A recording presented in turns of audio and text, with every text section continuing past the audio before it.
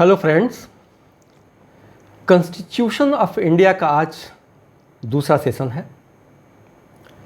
इसके पहले के वीडियो में मैंने फंडामेंटल राइट के अंतर्गत राइट टू इक्वलिटी को बताया था, जो भारत के संविधान के तहत एक फंडामेंटल राइट है, अर्थात मौलिक अधिकार है। राइट टू इक्वलिटी संविधान के अनुच्छेद 14 से 18 में वर्णित है।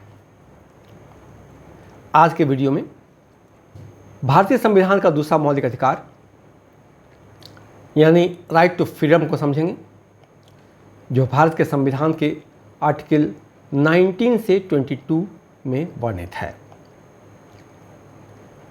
भारत के संविधान का अनुच्छेद 19(1) एक मौलिक अधिकार है जो सभी नागरिकों को बोलने और अभिव्यक्ति की स्वतंत्रता की गारंटी देता है। यह भारतीय नागरिकों को बिना किसी डर के अपने विचार और अपनी राय को व्यक्त करने का अधिकार सुनिश्चित करता है। देश के कोई भी नागरिक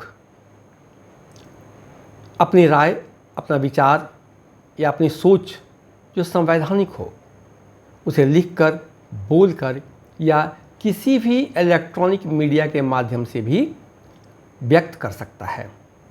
इसकी स्वतंत्रता संविधान में है। इसके अतिरिक्त कोई नागरिक देश के किसी भूभाग में स्वतंत्र रूप से भ्रमण कर सकता है, वहाँ निवास कर सकता है और कोई व्यवसाय या प्रोफेशन कर सकता है।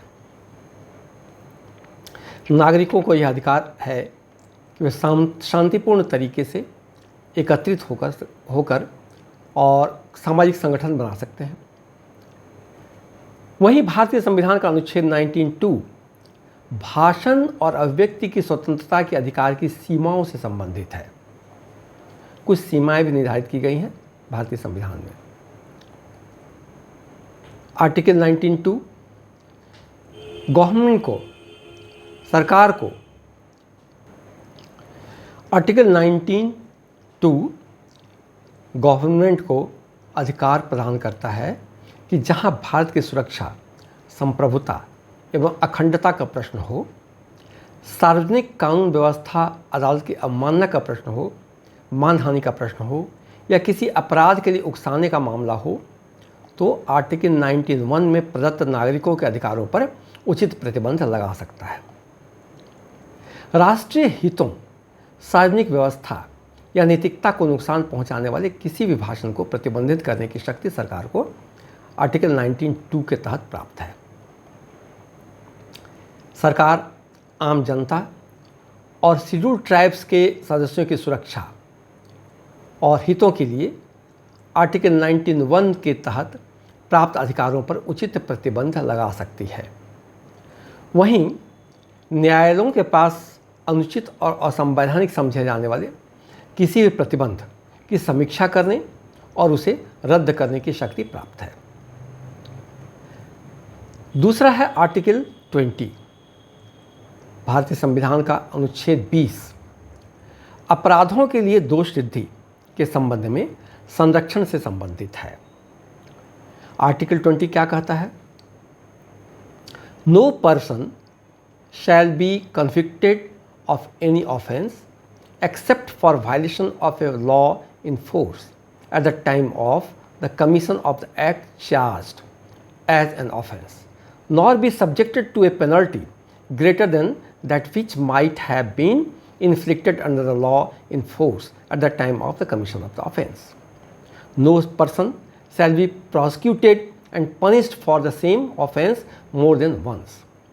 No person accused of any offence shall be compelled to be a witness against himself.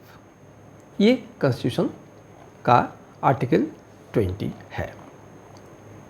देखिए, कॉन्स्टिट्यूशन का आर्टिकल 21 रेट्रोस्पेक्टिव पनिशमेंट पर रोक लगाता है।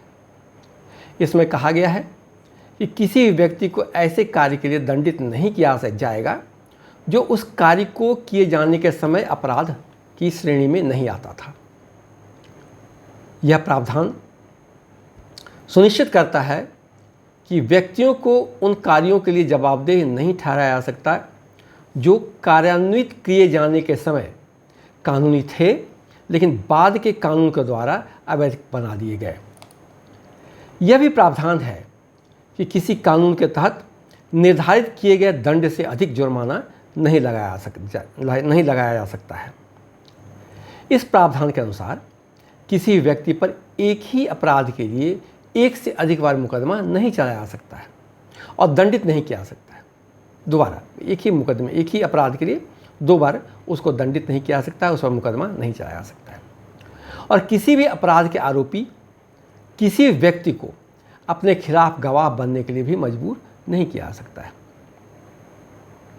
अर्थात आर्टिकल 20 सुनिश्चित करता है कि किसी को भी ऐसे अपराध के लिए दोषी नहीं ठहराया जाएगा जो अपराध किए जाने के समय अपराध नहीं था।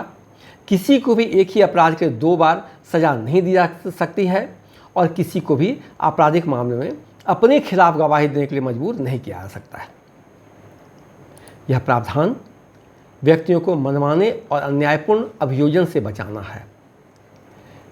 यह सुनिश्चित करता है कि आपराधिक न्याय प्रणाली निष्पक्ष और उचित है। यह वैधता और न्याय और मानवाधिकार के सिद्धांतों का प्रतीक है। नागरिकों को सत्ता के दुरुपयोग से बचाता है और न्यायपूर्ण और निष्पक्ष सुनवाई सुनिश्चित करता है।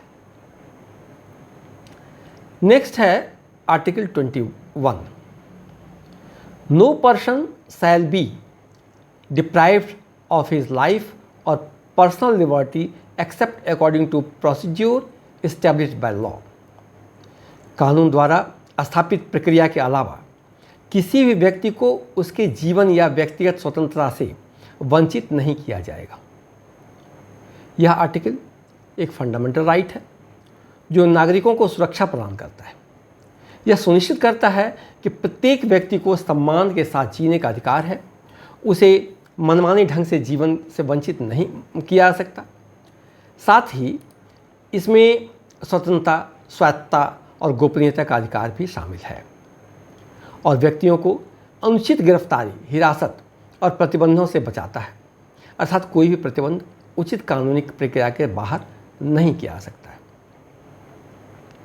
यह प्रावधान भारतीय लोकतंत्र की आधारशिला है जो मानव जीवन और स्वतंत्रता की पवित्रता को कायम रखता है और यह सुनिश्चित करता है कि राज्य अपनी शक्ति का दुरुपयोग नहीं करेगा।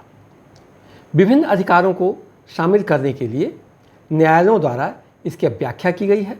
अनुच्छेद 21 व्यक्तिगत स्वतंत्रता के लिए एक महत्वपूर्ण सुरक्षा और भारतीय संविधान कानून का एक महत्वपूर्ण पहलू है। नेक्स्ट है आर्टिकल 22 ऑफ इंडियन कॉन्स्टिट्यूशन। कुछ मामले में गिरफ्तारी और हिरासत से सुरक्षा से संबंधित प्रावधान है। Protection against arrest and detention in certain cases. Article 22 में प्रावधान है कि किसी भी व्यक्ति को गिरफ्तारी या हिरासत के कारणों की जानकारी दिए बिना गिरफ्तार नहीं किया जाएगा या हिरासत में नहीं लिया जाएगा। दूसरा है, गिरफ्तार किए गए या हिरासत में लिए गए प्रत्येक व्यक्ति को अपनी पसंद के वकील से परामर्श लेने और उसका प्रतिनिधित्व करने का अधिकार होगा।